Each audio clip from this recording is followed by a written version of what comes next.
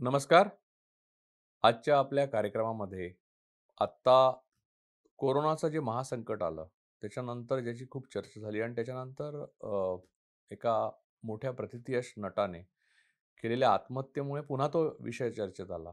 ज्यावेळेस stress, anxiety, depression, आत्महत्या या सगळ्याच्या भोवती फिरणारी माणसाच्या मनाची अवस्था.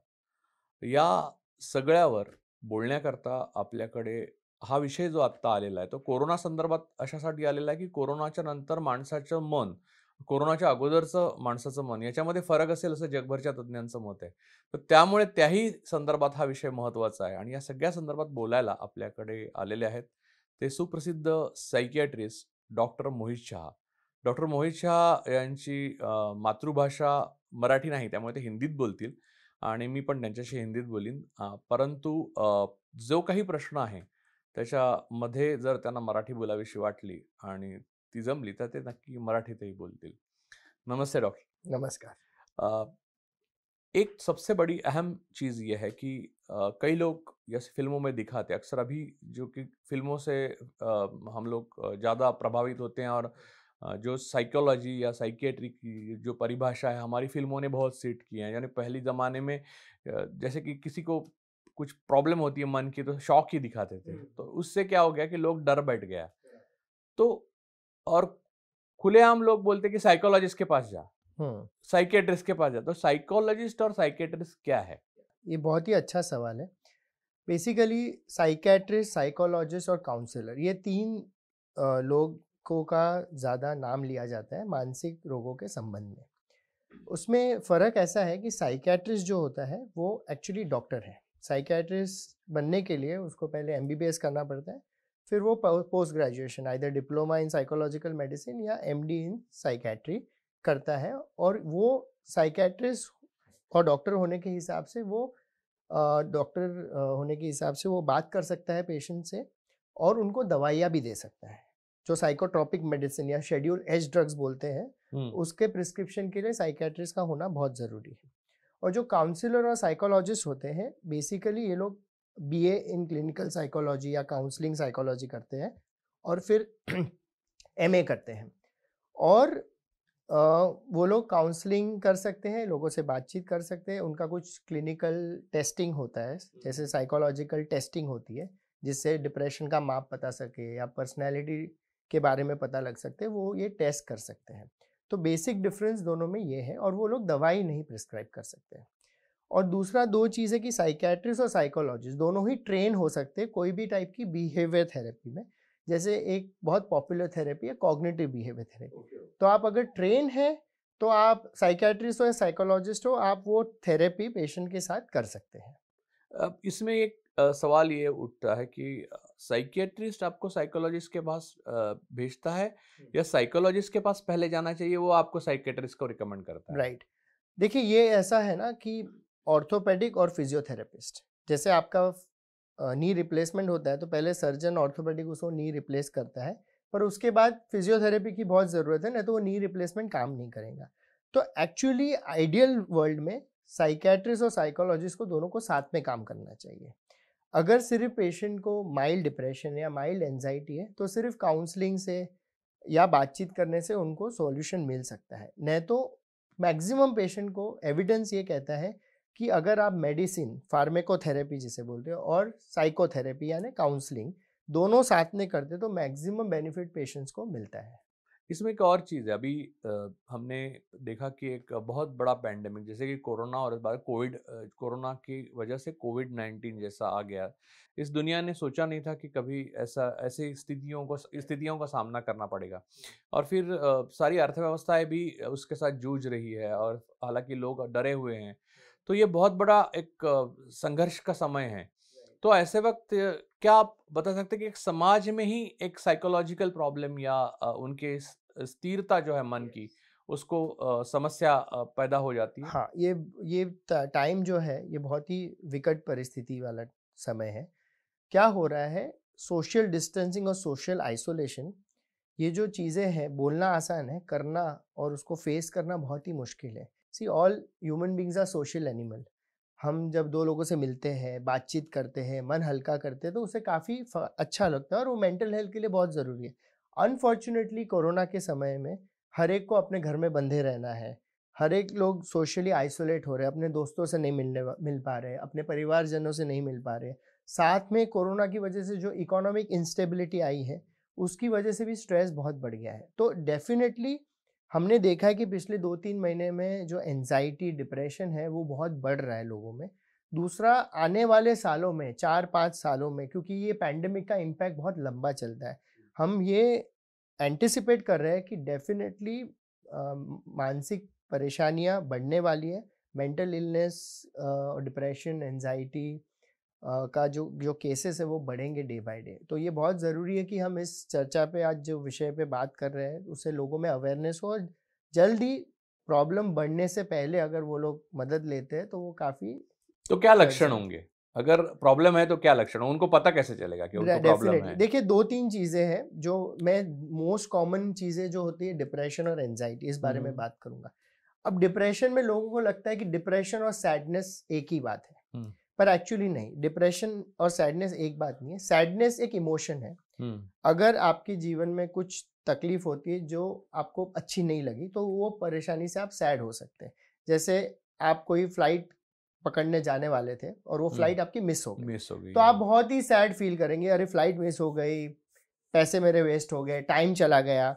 पर 1-2 दिन बाद उससे आप उभर के वापस फ्लाइट बुक करके अपने डेस्टिनेशन पे ब्रेकअप पहुंच का जाते ऐसा हैं। ही है या ब्रेकअप का? ब्रेकअप का मैं बाद में आपसे बात करूंगा उस बारे हुँ, में। हुँ, पर जो डिप्रेशन में क्या होता है, सैडनेस एक जो इमोशन है वो तो रहता ही है, साथ में आपको नींद नहीं आना, आपको भूख नहीं लगना, आपको कोई चीज़ में मन नहीं लगना, आपको हर जगह टाइम समय नेगेटिव विचार आना, वो लंबे समय तक लंबे चलते समय हैं। तो। और उसका एक नियम है, जैसे जो भी साइकेट्री बीमारी का डायग्नोसिस होता है वो क्लिनिकल डायग्नोसिस, तो वर्ल्ड ओवर 2 चीज़ें फॉलो होती है। एक DSM-5 जो अमेरिकन साइकेट्रिक एसोसिएशन ने बनाया है, और ICD-11 जो वर्ल्ड हेल्थ ऑर्गेनाइजेशन ने बनाया है।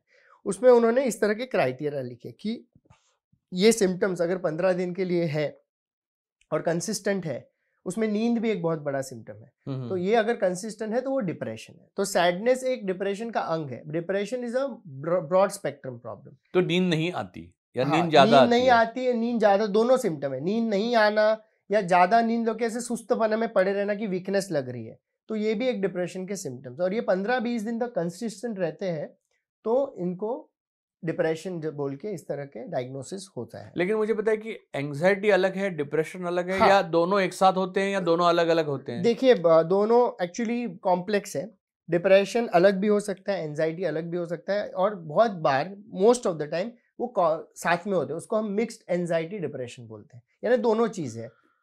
तो हुँ, एंजाइटी के जो सिम्टम्स है उसमें बेसिकली होता है कि घबराहट होना, हुँ। छाती में दर्द होना, पैनिक अटैक जैसा लगना, ऐसा लगना कि मुझे हार्ट अटैक आएगा। तो काफ़ी लोग कार्डियोलॉजिस्ट के पास जाके भी चेकअप कराते हैं। साँस दब हाँ, जाती है। सांस दब जाती, घबराहट जैसी फीलिंग आती है, पसीना आने लगता है, हाथ में आपको कंप आ ट्रैप जाता है। कंपन आ सकती है, घबराहट होने लगती है, आपको कहीं लिफ्ट में बंद कमरे में घुटन सी होने लगती है, हुँ, हुँ।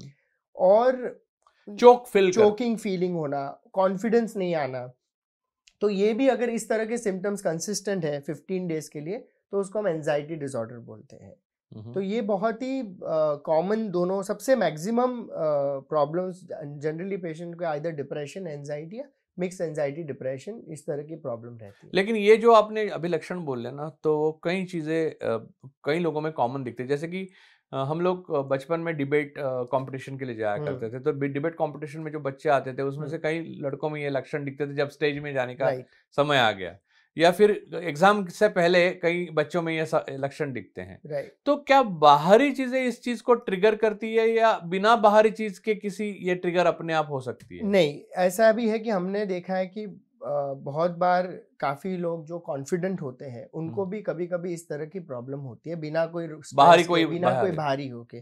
बिकॉज़ ये जनरली ये बायोलॉजी ब्रेन की होती है, सेरोटोनिन, नॉरएपिनेफ्रिन, डोपामाइन, ये 3 न्यूरोट्रांसमीटर्स जो अपना माइंड, बिहेवियर को कंट्रोल करते हैं। Unfortunately for whatever reasons, sometimes we don't know also, without any reason, ये ब्रेन की केमिस्ट्री थोड़ी-सी खराब हो जाती है और इस तरह के सिम्पटम्स हमको दिखाई देने लगते हैं। दूसरा एक है कि इसकी सीरियसनेस है, जो अभी हमने देखा कि एक बहुत उभरते हुए कलाकार ने सुसाइड किया, आत्महत्या की। तो उसकी आत्महत्या के बाद लोगों में कई तरह के सवाल उठे कि एक तो इंडस्ट्री का सर्कल में एक बात उठी कि इसका दमन हुआ है, इसके उसकी प्रताड़ना हुई। लेकिन ये तो हर कलाकार के साथ या हर फील्ड में होता है राइट, अक्सर। राइट। लेकिन कुछ लोग हर एक की प्रतिक्रिया उस तरह की नहीं होती नहीं होती, जिस तरह की सीवियर प्रतिक्रिया उस सुशांत सिंह राजपूत ने दी। बराबर। तो मुझे आप बताइए कि इसमें परसेंटेज कितना हम और कैसे इसको मापे कि अ, आपकी बाहरी दुनिया को जो प्रतिक्रिया रूप में आप डिप्रेशन और फिर डेप्थ में उसको जाके सुसाइडल हुँ। फीलिंग करें, वहां तक कैसे पहुंचते हैं? या बाहरी दुनिया से कोई मतलब नहीं, आप बहुत कामयाब हो, आप बहुत अच्छे हो, अच्छा चल रहा है, आपको कोई असुरक्षा नहीं महसूस हो रही है, फिर भी आपको लग राइट। रहा है कि आप अपनी जान दे दे, तो ये इसमें आप ये, क्योंकि suicide is a philosophical I think thing. या सुसाइड बहुत ही एक कॉम्प्लेक्स प्रॉब्लम है।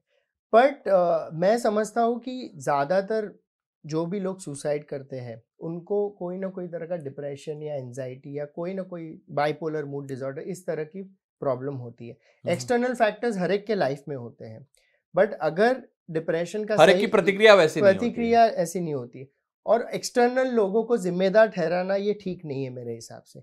क्योंकि ये अगर प्रॉब्लम सही टाइम पे सॉल्यूशन मिलता है, सही दोस्त मिल जाता है, सही काउंसलर मिल जाता है, सही समय पे, जो इस संकट के घड़ी में अगर उनसे इस तरह से डिस्कशन करता है, बात करता है, तो ये टल सकता है। सो ये काफ़ी कुछ इंटरनल है, ये बायोलॉजिकल है। यही मैं कहना चाहता हूँ कि मानसिक बीमारी सबको लगता है कि वो एक्सटर्नल है, जी। But actually it is biological, is internal. हमने देखा है काफ़ी लोगों के जीवन में कोई स्ट्रेस नहीं है, कोई तरह की परेशानी नहीं है, फिर भी उनको एंग्ज़ायटी होती है, फिर भी उनको डिप्रेशन होता है।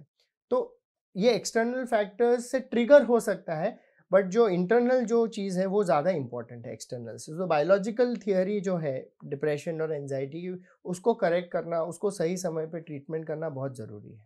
तो ये जो प्रतिक्रिया है, एक एक्सट्रीम प्रतिक्रिया, उससे पहले उसके लक्षण दिखाई देते हैं? हाँ। यानी कोई व्यक्ति सुसाइडल है, तो वो उस at a spur of a moment वो सुसाइड कर लेता है, पहले कुछ भी नहीं दिखाई देता, या पहले नहीं। आप समझ सकते हैं? हाँ, या 2-3 गलत धारणा इसके बारे में कि जो सुसाइड करने वाला व्यक्ति होता है डेफ़िनेटली पहले कोई न कोई इस तरह का सुसाइडल बिहेवियर करता है। जैसे या तो बातचीत करना लोगों से, यार मुझे मज़ा नहीं आ रहा है जीवन में, जीवन जीने की इच्छा नहीं हो रही है, लाइफ़ में कोई मज़ा नहीं रहा है। या वो सोशल मीडिया से दूर होने लगता है, वो अपनी विल बनाने लगता है, या जो पहली चीज़ उसको जो इंटरेस्ट आती थी उसमें रुचि नहीं दिखाता है। तो ऐसे लक्षण जो पास के लोग हैं उनको डेफ़िनेटली कुछ ना कुछ लक्षण मिलते हैं और ऐसे टाइम पे एक्चुअली सबको ये उनसे बात करनी चाहिए। काफ़ी बार ऐसे भी लगता है कि अगर सुसाइड के बारे में बात कर रहे हो तो सुसाइडल थॉट अंदर चला गया, ये गलत धारणा है। हुँ। इनफैक्ट हम हमेशा हमारे पेशेंट जब डिप्रेशन या एंग्ज़ायटी से त्रस्त होके आते हैं या कोई भी मानसिक बीमारी से त्रस्त आते हैं, हम उनको पूछते हैं कि आपकी तकलीफ़ इतनी ज़्यादा है कि आपको लगता है कि जीने में कोई फ़ायदा नहीं है। क्योंकि आप अगर डायरेक्टली पूछो कि आपको सुसाइड की इच्छा हो रही है, सब लोग ना बोलेंगे। पर उनको अलग तरह से पूछना पड़ता है कि आपका जीवन में इतनी निराशा है कि आपको लगता है इससे मर जाओ तो अच्छा है, या आप सहन नहीं हो रहा है, अब जीने का कोई अर्थ नहीं है। आप इनडायरेक्टली इस विषय में अगर बातचीत करेंगे तो पहली बार उसको बंदा वो हल्के से उसके बारे में बात करे और उसके बारे में बात करने से एक बहुत बड़ा परेशानी या बहुत बड़ा संकट टल जाता है। आपने विदेश में भी देखा है, आपने हुँ। विदेश में काम किया है और हिंदुस्तान में देखा है। तो यहाँ पर ये प्रवृत्ति जो है, उसको छिपाने के लिए पूरी सिस्टम या पूरी जो परिवार जो है वो लग जाता है, ऐसा राइट, दिखता है कि राइट। लोग सोचते हैं, घर में सोचते हैं कि यार हमारे बच्चे को ऐसा नहीं कुछ हो नहीं हो सकता सकता। है। तो इसके साथ एक डॉक्टर कैसे हैंडल हाँ, करता है ये ऐसी चीज़ों बहुत ही को? बड़ी प्रॉब्लम है और हम इसको स्टिग्मा बोलते हैं कि इसके लिए हिंदी फ़िल्में भी ज़िम्मेदार है कुछ हद हाँ, तक, बहुत कई सारी सालों तक। वो इवन इंग्लिश फ़िल्मों में भी कहीं जगह बहुत ही गलत तरीके से मानसिक बीमारी का पोर्ट्रेयल हुआ है।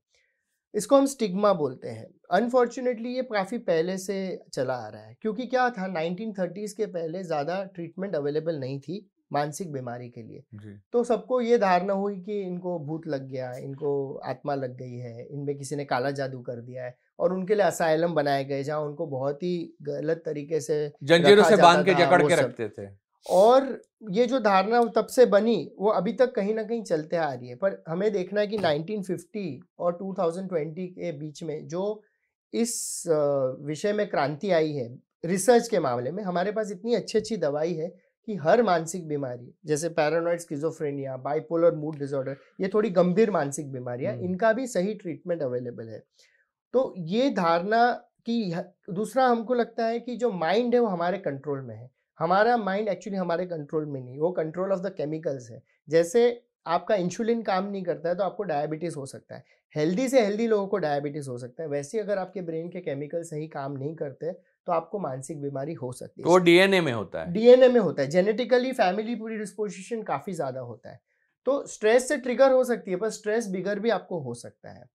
तो इसीलिए हमको ये चीज़, लोगों को एक्सेप्टेंस नहीं है कि हमारा, सबको लगता है और सबको लगता है कि डिप्रेशन एंजाइटी एक वीकनेस है। तुम जीवन से लड़ नहीं पा रहे हो इसलिए तुम डिप्रेस हो गए हो। आप केमिकल के प्रॉब्लम है, ये केमिकल की ये प्रॉब्लम है। केमिकल की प्रॉब्लम है, ये कोई वे ऑफ लिविंग नहीं है कि हिम्मत हार गए, किसी को हिम्मत हारना। तो ये एक यहाँ पर एक मैं आपको रोक के ये पूछना बोल चाहूंगा कि कई लोग ये सोचते हैं कि योगा, अध्यात्म या फिर पॉजिटिव थिंकिंग, राइट इससे ये स्वस्थ हो जाता है जीवन, राइट और क्या ये सच है या आप? नहीं, ये पूरी तरह सच नहीं है। देखिए, yoga, physical exercise, positive thinking, meditation, इससे डेफिनेटली फायदे हैं, पर इसके हर बीमारी या हर मानसिक बीमारी का ये सॉल्यूशन है, ये गलत है। It is not true. This may help you but this may not help you completely to get out of the problem. इसके लिए ये चीज़ें ज़रूरी है, पर इसके साथ जैसे आप डायबिटीज़ में देखते हैं तो हेल्दी डाइट लेना, एक्सरसाइज करना अच्छी बात है, पर बहुत बार आपको दवाई भी लेनी ही पड़ती है। तो इसी तरह से योगा, मेडिटेशन, एक्सरसाइज से फ़ायदा होगा, पर बहुत बार आपको काउंसलिंग या मेडिसिन इन बीमारी के लिए लेनी पड़ेगी, तो ही आप इसमें से पूरी तरह बाहर निकलोगे।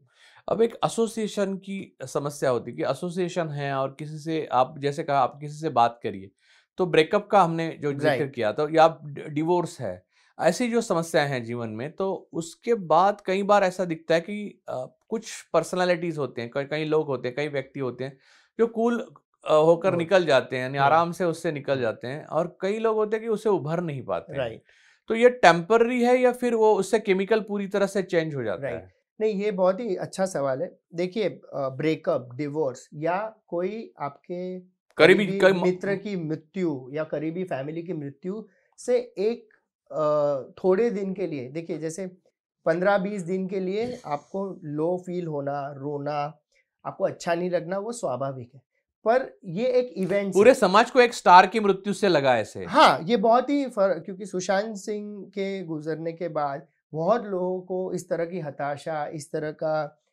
परेशानी महसूस हुई।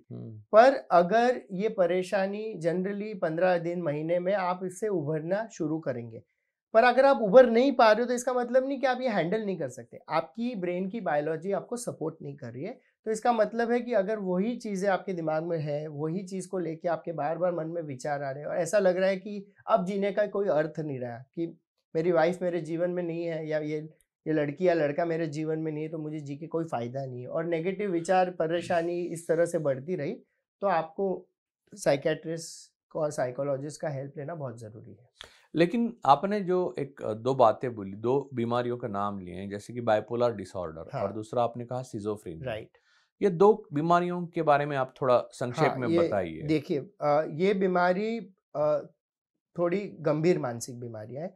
पैरानॉइड स्किज़ोफ्रेनिया में क्या होता है, ब्रेन में एक डोपामाइन नाम का केमिकल होता है जो बढ़ जाता है, जिसकी वजह से अपने को ऐसे लगता है कि कोई मेरे खिलाफ है, कोई षड्यंत्र रच के मुझे खराब करना चाह रहा है। काफ़ी लोगों को कान में आवाज़ें भी आती हैं, नींद नहीं आती है, शक-वहम होता है, अपने फैमिली पे ही शक होता है कि वो लोग मुझे ज़हर मिला के मारना चाहते हैं, या ऐसा लगता है पूरा वर्ल्ड मुझे देख रहा है, हुँ। या ऐसे लगता है कि टीवी में जो बातें आ रही है वो मेरे बारे में ही है। तो जो भी चीज़ें उसके आस-पास होती है उसको लगता है वो उसके लिए ही हो रही है, और तुम उसको कितना भी बोलो ये तेरे मन का है, ये तेरा वहम है, वो मानने को तैयार नहीं होते। तो वो रियलिटी से थोड़े दूर हो जाते हुँ, हैं। हुँ, हुँ। और इन पेशेंट्स के लिए, और ये 1% है, कोई कम नहीं है, पूरे वर्ल्ड ओवर पॉपुलेशन में इसका इंसिडेंस है 1%, जो कोई कम नहीं है। इसके लिए ये, करीब 6 करोड़ हो गए। हाँ, इसके लिए ये बीमारी का ट्रीटमेंट करना बहुत ज़रूरी है, और सुसाइड भी इसका एक ये बीमारी से काफ़ी लोग इतने त्रस्त हो जाते हैं कि वो हिम्मत हार के या परेशान होकर सुसाइड कर लेते हैं, और इसके लिए बहुत अच्छी ट्रीटमेंट अवेलेबल है। पर इनके लिए first and foremost treatment is medicine, because जब तक वो डोपामिन नाम का केमिकल कंट्रोल नहीं होगा, वो लोग वापस रियलिटी में नहीं आएंगे, वो अपनी काल्पनिक दुनिया में ही जीते रहेंगे, वो वास्तविकता को महसूस नहीं करते। और ऐसे पेशेंट को कभी नहीं लगता कि मुझे कोई बीमारी है, उनको लगता है जो हो रहा है वो सब सही है। तो काफ़ी बार इन पेशेंट्स को थोड़ा हमें फोर्सफुली या हमें थोड़ा रिस्ट्रेन करके उनको एडमिट करना पड़ता है, या दवाई देनी पड़ती है, या ट्रीटमेंट करना पड़ता है, क्योंकि वो रियलिटी से दूर होते हैं। और बाइपोलर मूड डिसऑर्डर में मूड स्विंग्स होते हैं। जब बाइपोलर यानी दो पोल, एक होता है पोल मेनिया और हाइपोमेनिया, दूसरा पोल होता है डिप्रेशन। तो जैसे बात करते हैं कि मेनिया हाइपोमेनिया क्या है, जो व्यक्ति को इतना अच्छा लगता है, यानी बोलते हैं ना, इतनी खुशी महसूस होती है कि उसे हर चीज में मजा आता है, हर चीज में वो खुश महसूस करता है, हर चीज में उसको लगता है कि सब अच्छा ही होगा, और वो बहुत हैप्पी रहता है। तो ओवर हैप्पीनेस भी ठीक नहीं है। तो ऐसे पेशेंट्स को जब वो लोग मेनिया में या हाइपोमेनिया फेज में होते हैं, तो वो लोग हमेशा खुश रहते हैं, एक्साइटेड रहते हैं, उनकी बहुत बॉडी लैंग्वेज में बहुत कॉन्फिडेंस रहता है। पर ये बीमारी के साथ ऐसा भी होता है कि जब वो फेज होता है, वो 3 महीने 4 महीने रहता है, और फिर जब डिप्रेशन आता है तो इतना खराब डिप्रेशन आता है कि बाइपोलर डिप्रेशन में सुसाइडल रेट सबसे ज्यादा है। अच्छा। और जितने भी काफी जो जो बोलते हैं ना कि ये बीमारी ऐसा है कि जब आप हाई में होते हो तो आप काफी अच्छे होते हो, आप काफी क्रिएटिव हो सकते हो, आप काफी अच्छा बिजनेस कर सकते हो, आप काफी सक्सेसफुल हो सकते हो। पर वही व्यक्ति जब लो में जाता है तो वो सारी सक्सेस, सारी परेशानी, सब कुछ वो भुला के वो एकदम डिप्रेशन में चला जाता है। और इनके लिए भी primary treatment is medication, because mood stabilisers हम जो बोलते हैं कि मूड को स्टेबल रखते हैं, ना हाई होने देते हैं ना लो होने देते हैं। और स्पेशली स्किज़ोफ्रेनिया और बाइपोलर मूड डिसऑर्डर में ट्रीटमेंट बहुत लंबा चलता है, कभी कभी उनको लाइफ लॉन्ग भी दवाई लेनी पड़ती है। और ये बहुत ही डिफिकल्ट चैलेंज है, क्योंकि सब पेशेंट्स को जब ठीक हो जाते हैं तो उनको लगता है मैं अभी ठीक हो गया, मैं दवाई बंद कर दूं, डॉक्टर के बिना पूछे वो दवाई बंद करते हैं, और वापस वो बीमारी पूरे रूप में वापस आ जाती है। तो ये अगर आपको कोई डॉक्टर ने, साइकेट्रिस्ट ने बोला है कि आपको बाइपोलर मूड डिसऑर्डर है या स्किज़ोफ्रेनिया है, मैं सबसे विनंती कर रहा हूँ जो भी ये शो देख रहे हैं ये शो के माध्यम से, कि आप अपनी दवाई बंद ना करें। अगर दवाई से आपको साइड इफ़ेक्ट्स हो रहे हैं, दवाई से आपको तकलीफ़ हो रही है, तो आप आपके डॉक्टर के पास जाइए और दवाई में कुछ चेंजेस के लिए उनसे गुज़ारिश कीजिए। पर एकदम से एब्रप्टली अगर आप बंद कर देंगे ये सोच के कि मैं ठीक हो गया हूँ, तो ये रिलैप्स होने के बहुत ज़्यादा चांसेस है, और ये बीमारी थोड़ी गंभीर है। इसमें एक चीज़ है कि सुसाइडल टेंडेंसी जिनमें है या सुसाइड करने की ज़्यादा संभावना है, उनको लिथियम देते हैं। वो हाँ, दवा किस चीज़ की? यानी या बहुत यानी वो दवा के साइड इफ़ेक्ट्स बहुत हैं। आपने बहुत रिसर्च किया है इस विषय में, बहुत अच्छी बात है। देखिए नहीं, देयर आर स्टडीज, एक्चुअली ये स्टडी से प्रूव किया है कि लिथियम और क्लोजापिन ये दो गोली है जो एंटी सुसाइडल है। जो व्यक्ति में सुसाइडल थॉट्स आते हैं, सिर्फ़ वो डॉक्टर के प्रिस्क्रिप्शन हाँ, से ही वो मिलती डॉक्टर हैं। और साइकेट्रिस्ट के प्रिस्क्रिप्शन भी होते हैं। तो बेसिकली ये दो दवाइयाँ हैं जो एक्चुअली सुसाइडल थॉट्स रोकने में मदद करती है। तो ये दो दवाई बहुत ही इंपॉर्टेंट दवाई है। लिथियम मूड स्टेबिलाईज़र है जो बाइपोलर मूड डिसऑर्डर के पेशेंट्स को दिया जाता है, और क्लोज़ापिन एक एंटी साइकोटिक है जो स्किज़ोफ्रेनिया के पेशेंट को दिया जाता है। ये हुँ। दोनों बहुत सारी अच्छी लेवल की स्टडीज़ है जो बड़ी-बड़ी जर्नल्स में पब्लिश हुई है कि ये 2 दवाइयाँ एंटी सुसाइडल हैं। तो ये बहुत ही अच्छी दवाइयाँ हैं। अनफॉर्च्युनेटली इस दवाई का इंटरनेट पे इतना सारा चीज़ें लिखी हुई है कि ऐसा लगता है ये बहुत डेंजरस दवाई है। बट एक्चुअली इतनी डेंजरस दवाई नहीं है। ये बहुत अच्छी दवाई है, अगर इसका सही माप से, सही मात्रा से, साइकियाट्रिस्ट के नियंत्रण में इसका आप पेशेंट को अगर लेते हैं बराबर, तो ऐसी कोई मेजर प्रॉब्लम नहीं होती, और ये दवाइयाँ आपकी ज़िंदगी बचा सकती हैं। लेकिन इन दवाइयों से बहुत सारे साइड इफ़ेक्ट्स होते हैं। यस। क्योंकि मैंने अक्सर ऐसे देखा है कि मैंने एक मेरे डॉक्टर दोस्त हैं, उनके पास एक सिज़ोफ्रेनिया की ट्रीटमेंट लेने वाले कई बार ऐसा हुआ कि बराबर। गैस्ट्रोएंटरोलॉजिस्ट के पास वो लोग ज़्यादा आते हैं, यूरोलॉजिस्ट के पास। तो उनको आंतों की समस्या या फिर एसिडिटी की समस्या या फिर बराबर। किडनी की समस्या, ऐसी राइट। समस्याओं से जूझते हैं। तो क्या ये बहुत ज़्यादा असर करती है अपनी ऑर्गन्स पे? हाँ, नहीं देखिए, दवाई का साइड इफ़ेक्ट है, मैं ये इस बात से उससे इनकार वज़न नहीं कर बढ़ता रहा हूँ। है? वज़न बढ़ता है, कुछ तकलीफ़ें हो सकती है, पर मैं वही हमारे पेशेंट्स को बोलता हूँ कि देखिए, आपके अगर कैंसर के लिए आप कीमोथेरेपी लेते हैं, जो दवाइयाँ होती हैं जो कैंसर सेल्स को मारती है, वो बाकी सेल्स को भी ख़त्म करती है और उससे बहुत तकलीफ़ होती है। बाल झड़ जाते हैं, बहुत दुनिया भर दूसरी सारी प्रॉब्लम होती है। पर हमको कैंसर का इलाज करना बहुत ज़रूरी है। स्किज़ोफ्रेनिया और बाइपोलर मूड डिसऑर्डर ये गंभीर मानसिक बीमारी है। अगर इसका सही इलाज नहीं करते हैं तो काफ़ी हाई मात्रा में लोग सुसाइड कर सकते हैं या नॉर्मल ज़िंदगी जीने से दूर हो सकते हैं। तो अगर ये दवाई देना पड़े और इसके साइड इफ़ेक्ट भी है, तो भी ये बीमारी का इलाज करना बहुत ज़रूरी है, ता जा ना कि हम वो साइड इफ़ेक्ट्स के बारे में सोच के इस दवाई का यूज़ ना करें। तो हमको क्या बोलते हैं, ये गेज करना है कि कौन-सा चीज़ ट्रीटमेंट करना ज़्यादा महत्व की है। हुँ, हुँ। और वेट गेन या कोई भी तरह की दूसरी प्रॉब्लम के लिए दवाइयाँ हैं जो हम उसको डोज़ एडजस्ट करके दो अगर मॉनिटर करते हैं ये दवाइयों का बराबर, तो ये जो साइड इफ़ेक्ट्स है उससे हम उसको कम से कम हम कर सकते हैं। पर ये बीमारी का इलाज करना बहुत ज़रूरी है ये दवाइयों के साथ कभी-कभी। लेकिन ज़्यादातर ये भी होता है कि अभी जिसकी सुसाइड के बारे में हमने बात की, उन्होंने भी उनके बारे में भी ये छपा है, अब सच है या गलत है ये मालूम नहीं, कि उन्होंने मेडिसिन लेने से इनकार कर दिया था। तो कई पेशेंट्स ऐसे भी होते हैं कि मेडिसिन्स लेने से इनकार करते हैं, यानी अपनी डिनायल में जाते हैं कि मुझे कुछ हुआ नहीं है यार, मैं आदमी ऐसा हूँ कि मुझे कुछ हो ही नहीं सकता, एक। और दूसरा, कई बार अच्छा लगने के बाद छोड़ देते हैं क्योंकि हाँ, अब क्या है, अब मुझे नहीं चाहिए। हाँ, हाँ।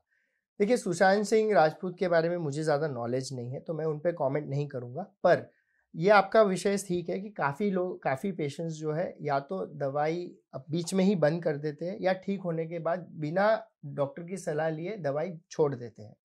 तो हम कहते हैं कि ये करना बहुत ही हानिकारक हो सकता है क्योंकि आपकी बीमारी अगर सही तरह से ट्रीटमेंट नहीं करते, पूरा कोर्स पूरा नहीं होता है, तो ये बीमारी का वापस वेंजेंस के साथ आना बहुत ही उसके चांसेस बहुत ज़्यादा हाई हैं।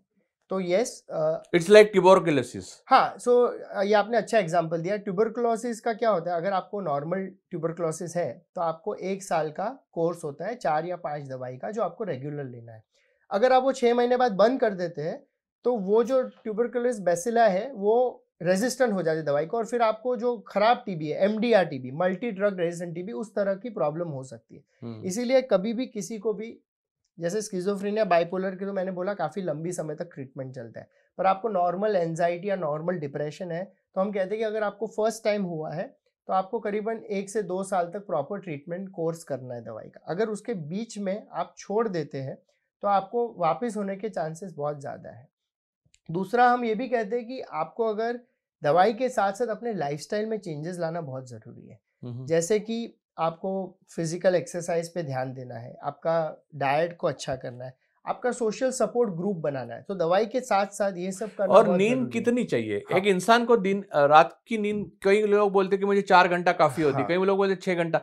ये इंसान हर व्यक्ति पे डिपेंड करता है या फिर हर एक को एक स्टैंडर्ड नहीं, लिमिट है? एक स्टैंडर्ड नहीं है। काफ़ी लोग होते हैं जो 6 घंटे की नींद में भी फ्रेश महसूस होता है और काफ़ी लोगों को 8 से 10 घंटे की नींद में फ्रेश महसूस होता है। ये इंडिविजुअल है, पर अगर आप देखोगे कि आपकी नींद अगर आप 8 घंटे सो रहे हो, तो आजकल आप 6 घंटे सो रहे हो या आप 8 घंटे सोने के बाद भी आपको फ्रेश फ़ील नहीं हो रहा है, तो बोलते हैं नींद की क्वालिटी और क्वांटिटी।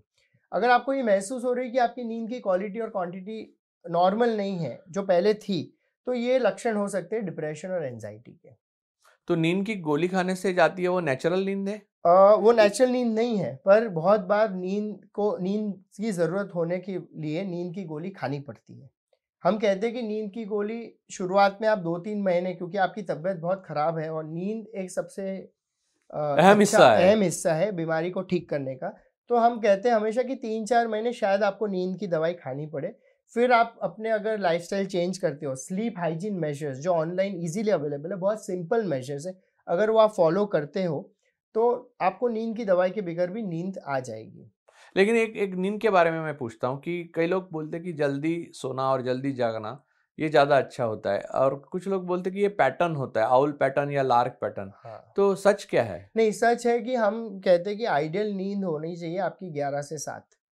ओह! क्योंकि ये जो टाइम है, जो बायोलॉजिकल क्लॉक है, इसमें सबसे ज़्यादा रेस्टफुल नींद होती है और आपकी ब्रेन की हीलिंग या ब्रेन का जो मेटाबॉलिज़्म है, वो ये टाइम पे अगर आप नींद करते हो तो काफ़ी सिस्टमिक उसका जो सिस्टम है, वो चलता रहता है। हम्म, अब ये जो मानसिक समस्याएं हैं, यानी साइकोलॉजिकल प्रॉब्लम्स हैं, ये बच्चों में होते हैं या एक सर्टन एज के बाद होते हैं? क्योंकि दुनिया की जो समझ है वो 10 साल 12 साल के बाद ही आने आनी शुरू हो जाती हैं। तो बराबर है। उसके बाद ही ये समस्याएं आती है, या फिर आपने अगर बोला कि केमिकल से होती है, तो केमिकल तो बच्चे में भी है। हाँ, तो एग्जैक्ट क्या है एक्चुअली, साइंस क्या कहता है? नहीं, साइंस कहता है कि देखिए, एडल्ट्स की प्रॉब्लम अलग है, बच्चों की प्रॉब्लम अलग है, पर बच्चों में भी प्रॉब्लम हो सकती है, बच्चों में फॉर भी एग्जाम्पल। साइकोलॉजिकल प्रॉब्लम्स हो सकती है। मैं आपको बताता हूँ, जैसे बच्चों को भी सेपरेशन एंजाइटी होती है। अच्छा। जैसे काफ़ी बच्चे जब घर घर में 5 से 6 साल के बाद जब स्कूल जाने को शुरू करते हैं, नर्सरी में जाने को शुरू करते हैं, वो उनसे वो दूर, अपने पेरेंट्स से दूर होना सहन नहीं होता है और इतना परेशानी होती है, तो उसको सेपरेशन एंजाइटी बोलते हैं कि अपने माँ-बाप से अलग हो, क्योंकि वो एक्सपीरियंस उनके लिए पहली बार है। तो वो सेपरेशन एंजाइटी इतनी होती है कि उनको स्कूल जाने को अच्छा नहीं लगता है, वो जाने को तैयार ही नहीं होते, या वो लोग स्कूल जाने के बाद थोड़े दिन बाद स्कूल जाना बंद कर देते हैं। तो बच्चों में भी 8 साल के बच्चों में भी हमने देखा है कि इस तरह की प्रॉब्लम हो सकती है। तो कहीं भी उम्र में ये प्रॉब्लम हो सकती है, कोई सही टाइम पे सही इलाज होगा तो सब ठीक हो जाता है। दूसरा, बच्चों में 2 कॉमन प्रॉब्लम्स हैं, वो एक्चुअली इस तरह का बीमारी नहीं बोल सकते, जैसे लर्निंग डिसेबिलिटी है, हम्म। जो तारे ज़मीन पर मूवी में हाँ। बहुत ही अच्छी तरीके से उसको पोर्ट्रे किया है कि ये बच्चे होशियार होते हैं, इनका आईक्यू ठीक होता है, पर समहाउ पढ़ने लिखने में उनको तकलीफ होती है, रीडिंग करने में तकलीफ होती है, राइटिंग तकलीफ करने में तकलीफ होती है, मैथमेटिकल कैलकुलेशंस करने में तकलीफ होती है। और ऐसे बच्चों के लिए उनको तिरस्कार करना या उनको प्रेशराइज करना पढ़ाई के लिए वो ठीक नहीं है, बल्कि उनको एक्स्ट्रा सहायता, एक्स्ट्रा मदद करना उन बच्चों को फ़ायदा करता है। और एक सवाल यहाँ बच्चे और बचपन से लेकर मैं पूछता हूँ कि कई हमने देखा है कि दुनिया में बहुत बड़े सीरियल किलर हुए हैं या हुँ, साइकोपैथ हुए हैं, हुँ, उनकी जो कहानी है वो बचपन में किसी अत्याचार या किसी घृणा से शुरू होती है और हुँ। वहां वो बनते हैं। तो क्या यह थ्योरी है कि ऐसा होने से ही बनता है, या साइकोपैथ बनना ये जरूरी नहीं कि बचपन नहीं, में कोई मेमोरी हो, बैड हाँ, मेमोरी हो? नहीं, बैड मेमोरी और बैड, अगर आपका चाइल्डहुड में आपने बहुत कुछ देखी है, आपकी परवरिश में बहुत तकलीफ रही है, आपने हमेशा वायलेंस अत्याचार देखा है, सहा है। अत्याचार सहा है, तो ये साइकोपैथी के चांसेस ज़्यादा है। पर हमने ये भी देखा गया है कि एक नॉर्मल परवरिश वाला बच्चा भी साइकोपैथ बन सकता है। सो एग्ज़ैक्टली हमें पिन पॉइंट नहीं कर सकते, बट हाँ, अगर आपकी परवरिश में तकलीफ है और आपने बचपन में बहुत कष्ट सहन किया है, या आपका चाइल्डहुड बहुत ही खराब तरीके से गया है, तो आपको साइकोपैथ होने के चांसेस बढ़ जाते हैं। अब ये साइकोलॉजी और साइकियाट्री के, मॉडर्न साइकोलॉजी के जो पितामह थे, Sigmund Freud, hmm.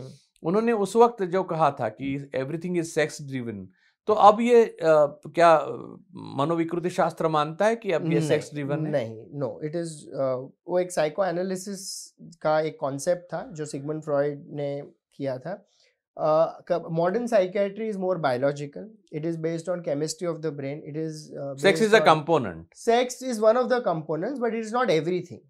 Sex plays an important role, but ऐसा नहीं कि हर बीमारी या हर परेशानी आपके सेक्सुअल प्रॉब्लम से जुड़ी हुई है। हुँ, अब ये है कि जो दवाएँ हैं, तो हुँ, पिछले 10 साल में ऐसा कहा जाता है कि दवाइयों में बहुत फ़र्क आया है, और दवाइयों की भी फ़ैमिली है, साइकियाट्री में फ़ैमिली कहा जाता है कि बराबर है, दवाइयों की फ़ैमिली है। बराबर है, कुछ दवाई हैं जो एंग्ज़ायटी, जैसे आपने कहा कि उसमें बराबर, शॉर्ट टर्म के लिए लिए बराबर जाते है, हैं। कई लोग तो अभी तक तो हिंदुस्तान में काउंटर सेल में ही लेते थे लोग, तो वो बराबर है। अब बंद हो गया है। लेकिन ये फ़ैमिली जो है, और दवाओं की जो अलग-अलग तरीके हैं, जो हुँ, खाने के बाद फ़ौरन आपको अच्छा लगता है, या कुछ होती है कि बहुत टाइम लगता है कि आपको लेना पड़ता है, फिर आपको पता ही नहीं चलता कि कब अच्छा लगने लगा, लेकिन बराबर लगना है, वो राइट। उसमें, उस पे आप बताएँ थोड़ा? हाँ, तो मैं आपको बताऊँगा कि अगर अपन डिप्रेशन या एंग्ज़ायटी की बात करते हैं, हुँ, तो दवाइयाँ कुछ ऐसी है जो ब्रेन के केमिकल्स को बैलेंस करती है। रिप्लेनिश करती है, ओके, बैलेंस करती है। सबसे कॉमनली यूज़ दवाई बोलते हैं एसएसआरआई, यानी selective serotonin reuptake inhibitor. Okay. इसका मतलब है कि वो ब्रेन के आपका सेरोटोनिन लेवल्स बढ़ाती है, और सेरोटोनिन एक न्यूरोट्रांसमीटर है जो एंजाइटी और डिप्रेशन में बहुत ही कॉमनली देखा गया है कि सेरोटोनिन की अगर मात्रा या सेरोटोनिन बराबर फंक्शन नहीं करता है तो इस तरह की प्रॉब्लम होती है। तो ये एक्चुअली दवाई है जो आपको क्योर कर रही है, आपका वो ब्रेन केमिस्ट्री को ठीक कर रही है। दूसरी दवाई जैसे आप बोल रहे शॉर्ट टर्म वाली दवाई, जैसे बेंजोडाइजेपिन्स जो बहुत कॉमनली यूज होती है, जैसे रेस्टिल है, अल्प्रेक्स है, या ये नाम है इनके, अल्प्राजोला में कंटेंट है, या क्लोनाजेपाम। ये दवाई है शॉर्ट हैप्पी टर्म फीलिंग में, वाली दवा। हैप्पी फीलिंग वाली, या आप दवाई लेते हो तो आपको माइंड रिलैक्स हो जाता है। ये दवाई का प्रॉब्लम ये है कि ये आपको टेम्पररी ठीक कर रही है। एडिक्टिव है? हाँ, ये एडिक्टिव है। इसलिए हम कहते हैं कि इसको लंबे समय तक मत दो, 2-3 महीने दो और फिर उसको हो सके तो बंद कर दो। पर ये एसएसआरआई की जो दवाई है, सिलेक्टिव सेरोटोनिन रीअपटेक इन्हिबिटर, या एसएनआर है, selective serotonin and norepinephrine reuptake inhibitors, ये दवाई आपको एक्चुअली ठीक कर रही है over a period of time. तो ये जो दवाई है, हम कहते हैं कि इसका कोर्स आपको 1 या 2 साल करना पड़ेगा, तब जाके आपको ठीक होगा। हुँ। लेकिन जो पेशेंट्स हैं, उनको जो हैप्पी फील वाली दवाई हैं, वो ज़्यादा पसंद होती हैं। हुँ। तो क्या वो ड्रग कैटेगरी में आती है? क्या वो ड्रग, जैसे कि ड्रग लेने के बाद, यानी जैसे कि कोक लेते हाँ, हैं, हाँ, हाँ, मेथ हाँ। लेते हैं, तो वो ड्रग की फीलिंग जो हाई आता है, हाँ, हाँ, वो लेवल पे लेके हाँ, जाती है क्या? क्योंकि पेशेंट्स हमेशा हैप्पी फील वाली इमीडिएट हाँ, फील जिससे मज़ा आता है, वो हाँ, दवा लेने की बट कोशिश। ये जो दवाइयाँ हैं, ये एडिक्टिव नहीं है। आपका जो ओके। कहना है, वो आपको अच्छी फीलिंग देगी, पर ऐसा नहीं कि वो क्या, अगर आप कोकेन से अच्छी मात्रा में फील होते हैं, तो आप अगर 1 मिलीग्राम ऑफ कोकेन लेते हो, तो 5 दिन बाद आपको वो 2 मिलीग्राम वाले कोकेन लगेगा, ताकि आपको वो फीलिंग, अच्छी वाली फीलिंग महसूस हो। ये दवाई का इस तरह का डिपेंडेंस पोटेंशियल या अब्यूज़ पोटेंशियल नहीं है। तो ये दवाई अपने कोकेन और ओपियम से अलग है। आपने जो ज़िक्र किया था शुरू में, डायबिटीज़ का किया था ज़िक्र, तो 2 प्रकार की बीमारियाँ होती हैं अक्सर हमें। एक तो क्यूरेबल होती है और एक कंट्रोल की जा सकती है। जैसे डायबिटीज़ कंट्रोल किया जा सकता है, क्यूरेबल नहीं है अभी हुँ, तक। हुँ। क्या ये मानसिक बीमारी जिसको है, वो कंट्रोल की जा सकती है या क्यूरेबल है? देखिए, कुछ-कुछ बीमारी, जैसे स्किज़ोफ्रेनिया और बाइपोलर मूड डिसऑर्डर है स्पेसिफ़िकली, ये दोनों बीमारी कंट्रोलेबल है, क्योरेबल नहीं है। क्योंकि हमने देखा है कि 4-5 साल बाद दवाई बंद करने के बाद ट्रिगर होता है फिर। ट्रिगर हो जाती है। बट हमने देखा है बहुत सारे पेशेंट जिनको एंग्ज़ायटी होता है या डिप्रेशन होता है, इस तरह की बीमारी होती है, वो लोग प्रॉपर ट्रीटमेंट करते हैं, जैसे कोर्स होता है 2 साल की दवाई वगैरह करते हैं, साथ में काउंसलिंग लेते हैं, और लाइफस्टाइल चेंजेस जो हम उनको कहते हैं कि आप फिजिकल एक्सरसाइजेज रेगुलर कीजिए, योगा मेडिटेशन रेगुलर कीजिए, आप अपना सपोर्ट सिस्टम बनाइए, ताकि आप लोगों से अपनी बातें शेयर कर सको, मन हल्का कर सको। साथ में आपकी जो कोर स्ट्रेसफुल चीज़ें हैं, जैसे फाइनेंशियल हो या फैमिली स्ट्रेस हो, उसको बैलेंस आउट करें, और एक नियम से अगर आप जीवन जीते हैं, तो ये बीमारियां वापस आने के चांसेस कम होते हैं। दूसरा एक सवाल ये है कि आप जब दवा लेते हैं, तो आपका दर्द कम हो जाता है। एक मैं ले पर्सन की लैंग्वेज में समझ कहता रहा हूँ हूँ। कि जो भी तकलीफ है अंदर, एंग्जाइटी है, पैनिक डिसऑर्डर है या फिर किसी भी डिप्रेशन भी है, तो एक वो ज़ख्म की तरह है मन में। मन में एक ज़ख्म है, उसका दर्द हो रहा है, तो आप हाँ, दवा लेते हैं तो वो कम हो जाता है। लेकिन साथ में ये है भी है कि जैसे कि क्रिएटिव फील्ड में काम करते हैं जो लोग, जो प्रतिभा से काम करते हैं, प्रतिभा के धनी हैं, जब बुद्धिजीवी हैं, उसके लिए एक वो भी चीज़ जो है वो इम्पोर्टेंट है। वो जो जो उसकी नुकीलापन है उस बुद्धि राइट। का, हम्म। वो कम हो जाता है और फिर उसकी प्रतिभा भी कम हो जाती है। ये भी असर क्या दवा का होता है और उसका हाँ, कोई क्या उपाय है फिर? हाँ, मैं आपकी बात से सहमत हूँ। देखिए, कुछ-कुछ दवाइयाँ हैं जो आपको थोड़ा-सा नम कर देगी, तो स्पेशली जो क्रिएटिव पर्सन होता है, उसकी क्रिएटिविटी थोड़ी कम हो सकती है। बट हमने देखा है कि ये सब शुरुआती दिनों में होता है। एक बार आप दवाई की मात्रा को सही कर देते हैं, तो हमने देखा है कि क्रिएटिविटी पूरी तरह वापस आ जाती है। और कुछ-कुछ नई दवाइयाँ रिसेंटली 2 साल में ही आई हैं, जो ऐसी दवाई है जो आपके प्रॉब्लम को ठीक करेगी, पर आपकी क्रिएटिविटी को, आपके मेमोरी को, आपके दूसरे जो पहलू है जीवन के, उसको अफ़ेक्ट नहीं करेगी। तो अभी हम जो जिस दिशा की ओर मुड़ रहे हैं, हमारे पास बहुत ही अच्छी-अच्छी दवाई आ रही है, जो ये जो आप साइड इफ़ेक्ट की बात कर रहे हो कि थोड़ी क्रिएटिविटी नम होने की जो इफ़ेक्ट है, वो भी कम हो रही है, और नील के बराबर ये दवाइयाँ इस चीज़ पे अफ़ेक्ट कर रही है। मैं एक बहुत अहम सवाल पूछना चाहता हूँ हुँ, आपको कि समाज में आज हम देखते हैं या पूरे दुनिया में, विश्व में देख रहे हैं कि हुँ, एक सामाजिक हिंसा का वातावरण है। हुँ, लोग हिंसा पर उतर आते हैं, हुँ, बहुत जल्द हिंसा पर उतर हुँ, आते हैं। लोगों का इस पर विश्वास नहीं कि शांति से समस्या सुलझ जाएगी, राइट। या प्रेम ही ज़्यादा शक्तिशाली है, इस पे हुँ, विश्वास कम होता है। हालाँकि उनको लगता है कि मारो-काटो से जल्दी हुँ, खत्म हो जाएगा, हुँ, हुँ, समस्या का अंत हुँ, हो जाएगा। तो हिंसा, यानी मैं वो सामाजिक चीज़ एक तरफ, लेकिन मैं कहता हूँ कि एक व्यक्तिगत तौर पे क्या हिंसा एक साइकोलॉजिकल प्रॉब्लम, यानी हुँ। मानसिक बीमारी का लक्षण है? हाँ। देखिए, एंगर जो है, वो एक मानसिक बीमारी का लक्षण हो भी सकता है और नहीं भी हो सकता है। ओके। तो ये है कि अभी आप अगर देखोगे तो अभी हमारा जो लाइफ़स्टाइल है, उसमें पेशेंस बहुत कम हो रहा है। हम बहुत इम्पेशेंट हो गए हर चीज़ के लिए, हमको सब चीज़ें फ़ास्ट चाहिए। हमारे एक्सपोज़र भी जो है लाइट को, वो ज़्यादा हो गया है। मोबाइल पे लाइट एक्सपोज़र है, लाइट बहुत ज़्यादा है, घर में बैठे तो रात-रात नींद नहीं हो रही है। अब ये सब चीज़ों से आपका जो बॉडी में चेंजेस आते हैं, उससे आपकी इरिटेबिलिटी बहुत बढ़ती है। आप चिड़चिड़े हो जाते हो और ये एक लक्षण भी हो सकते हैं डिप्रेशन, एंजाइटी या कोई भी मानसिक बीमारी के। पर हमने देखा गया है काफ़ी लोगों का एक जो स्वभाव भी होता है वो एंगर होता है और वो काफ़ी बार मानसिक बीमारी से लक्षण नहीं होते, एक पर्सनैलिटी जैसी प्रॉब्लम होती है। उसमें भी इस तरह की आपकी एंगर और इरिटेबिलिटी की वो क्षमता है, वो थोड़ा ज़्यादा है, टेम्परामेंट होता है उसका। टेम्परामेंट ज़्यादा होता है।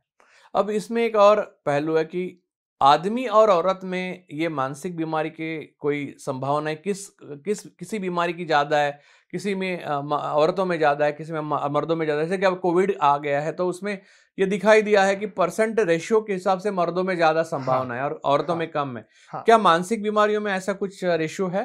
ऐसा रेशियो नहीं है, पर हाँ कुछ स्पेसिफिक चीज़ें हैं जो लेडीज़ में ज़्यादा पाई जाती है। For because example? For example जैसे because of the hormonal changes ladies में देखा गया है कि प्रेगनेंसी के बाद पोस्टपार्टम डिप्रेशन या एंजाइटी बहुत कॉमन है। बिकॉज जो हार्मोनल चेंजेस होते हैं पूरे प्रेगनेंसी के दौरान और डिलीवरी के बाद एक हार्मोनल चेंजेस होते हैं जो उसकी वजह से कुछ केमिकल डिस्टर्बेंसेस होते हैं ब्रेन में। तो पोस्टपार्टम डिप्रेशन या एंजाइटी बहुत कॉमन चीज़ है। सारी उन सब घर वाले खुश होते हैं कि बेबी हो गया, पर उनमें डिप्रेशन हो जाता है, उनको वो बेबी की खुशी महसूस नहीं होती और ये बहुत ही कॉमन प्रॉब्लम है। अनफॉर्चुनेटली काफ़ी कम पेशेंट लोग ट्रीटमेंट वो के लिए अपने आते आप हैं। ठीक हो जाता है? नहीं, उसको कभी-कभी अपने आप ठीक हो जाता है, तो हम उसको पोस्टपार्टम ब्लूज़ बोलते हैं, जो 15-20 दिन नेचुरली रहता है। पर वो अगर महीने 2 महीने रहता है तो पोस्टपार्टम डिप्रेशन होता है, उसके लिए ट्रीटमेंट करना बहुत ज़रूरी है। दूसरा हमने देखा गया कि पोस्ट मेनोपॉज़ यानी पीरियड्स जब खत्म होने वाले थे 40-45 के एज के बीच में, उसके बाद भी पोस्ट मेनोपॉज़ल डिप्रेशन या एंजाइटी बहुत कॉमन है लेडीज़ में। तो इस apart from that gents and ladies both are equally susceptible to develop any kind of mental health issues. आखिरी सवाल हुँ। कि अपनी मानसिक स्थिति के लिए जांच करना और डॉक्टर के पास जाना आवश्यक है। ऐसा एक सामान्य व्यक्ति कब जान जाए, कब समझे? हाँ, इमीडिएटली एक घंटी बज गई, this is alarming situation, yes. ये कब समझे? देखिए ये बहुत ही एक बड़ा अर्ली स्टेज चैलेंज। आप बताइए, हाँ, लेटर नहीं। हाँ, मैं समझ गया। ये बहुत ही बड़ा चैलेंज है हर एक के लिए कि खुद की मेंटल हेल्थ को एक्सेप्ट करना कि भाई मुझे ये प्रॉब्लम हो रही है। या मुझे नहीं हो ही नहीं हो ही नहीं सकता। सकता है। तो ये जो एटीट्यूड है कि मुझे हो ही नहीं सकता, let me be very honest जो भी यहाँ पे दर्शक है कि कोई भी व्यक्ति, बड़ा से बड़ा व्यक्ति, छोटा से छोटा व्यक्ति, आम से आम व्यक्ति, बहुत ही स्ट्रांग से स्ट्रांग स्ट्रॉन्ग व्यक्ति। व्यक्ति, उसको मानसिक बीमारी हो सकती है। अगर आपको लक्षण दिख रहे हैं जैसे डिप्रेशन के मैंने चिन्ह बताए या एंजाइटी के चिन्ह बताए, बाइपोलर मूड डिसऑर्डर के चिन्ह बताए, पैरानॉइड स्किज़ोफ्रेनिया के चिन्ह बताए, एक ऑब्सेसिव कंपल्सिव डिसऑर्डर भी होता है जिसके बारे में हमने बात नहीं की है, पर उसके उसमें ऐसा होता है कि आपको नेगेटिव विचार आते हैं कि आप एक बार हाथ धो तो आपको लगता है मेरे हाथ साफ नहीं हो, हाँ, तो ये बार-बार ये एक हाँ, बीमारी है कि हाँ, हाँ, वो बार-बार हाथ हाथ धोने की धोना है बीमारी, रिपीट, हाँ। या आप एक बार गैस चेक करोगे तो आप बार-बार किचन में जाके गैस या चेक ताला करोगे। खींचने ताला के नीचे खींचने आके की फिर हाँ, जाके ऊपर खींच हाँ। के आता है, तो फिर आता है। ये भी एक मानसिक बीमारी है जिसका हमने ज़िक्र नहीं क्या किया। है, क्या है हाँ, वो? इसको उसके बोलते बारे हैं में ऑब्सेसिव कंपल्सिव डिसऑर्डर। या तो उसमें इस तरह के थॉट आते हैं कि अगर आपने ये नहीं किया कुछ कुछ गलत हो जाएगा। जैसे आप अगर भगवान के मंदिर से गुजरे और आपने 3 बार प्रणाम नहीं किया तो भगवान आपके साथ खराब कर देगा, ये मन में विचार आते हैं। तो वो वापस जाके क्या उसकी व्यक्ति ट्रीटमेंट है? 3 बार ऐसे करता है। हाँ, कई लोग उसकी करते हैं ऐसा, मैंने हाँ, देखा नहीं है। वो ठीक है। अगर देखिए मानसिक बीमारी का एक आप समझिए कि थोड़ी एंजाइटी या थोड़ी वरी, थोड़ी चिंता, थोड़ा ऑब्सेसिव स्वभाव जिसको बोलते हैं, हर एक को हो सकता है। पर अगर वो आपके पारिवारिक जीवन में और आपके कामकाजी जीवन में इफ़ेक्ट करने लगे, तो उसका ट्रीटमेंट लेना बहुत ज़रूरी है। तो ये बहुत ही अगर कोई भी प्रॉब्लम आपके पारिवारिक जीवन में, आपके अपने काम के जीवन में आपको अफ़ेक्ट कर रही है कि आप अपनी पूरी क्षमता से अपने परिवार को देख नहीं पा रहे हो या पूरी क्षमता से आप अपना काम नहीं कर पा रहे हो, तो आपको उनका ट्रीटमेंट लेना तो है। मैं सब क्वेश्चन पूछता हूँ, ये ओसीडी जो है, हाँ, जैसे कि बिल्ली रास्ता काटे तो 7 कदम पीछे नहीं गया तो मुझे टेंशन आ गया, हाँ, या फिर भगवान को 3 बार नहीं किया तो हाँ, पूरा दिन टेंशन हाँ, में रहा, हाँ, या फिर ताला नहीं खींचा तो फिर हाँ, ऊपर जाके किसी हाँ, भी हालत में यानी कोई हंसे भी तो भी वो हाँ, आदमी करके आता है। हाँ, तो इसकी लाइन ऑफ ट्रीटमेंट अलग है? हाँ, उसकी लाइन ऑफ ट्रीटमेंट अलग है, उसको ओसीडी बोलते हैं, उसके लिए स्पेसिफिक दवाइयाँ होती है, स्पेसिफिक टाइप की थेरेपी होती है, जो इस बिहेवियर को या इस तरह की परेशानी को कम करती है। और एक बीमारी है कि जी इरिटेबल बाउल सिंड्रोम, वो एंजाइटी का हिस्सा है? हाँ, वो एंग्ज़ायटी का हिस्सा है, तो हमने देखा है कि बहुत बार ये चीज़ें एंग्ज़ायटी की जो प्रॉब्लम होती है, हमारे पेशेंट पहले कार्डियोलॉजिस्ट के पास जाते हैं क्योंकि उनको लगता है प्रॉब्लम हार्ट में है, तो बार-बार 2D को या ईसीजी निकालते हैं, या उनको एंडोस्कोपी लगता है करते हैं? एंडोस्कोपी एसिडिटी की प्रॉब्लम है, या बार-बार लूज़ मोशन जैसा हो रहा है या कॉन्स्टिपेशन हो, तो उनको लगता है ये पेट की प्रॉब्लम है। तो बहुत बार वो लोग एंडोस्कोपी करके जाते हैं, गैस्ट्रोएंटरोलॉजिस्ट के पास जाते हैं शारीरिक प्रॉब्लम को लेके। पर अब उनको ये नहीं महसूस होता है कि वो लोग ये मानने को तैयार नहीं होते कि ये कोई ऐसे मानसिक बीमारी में ये शारीरिक प्रॉब्लम कैसे हो सकते हैं।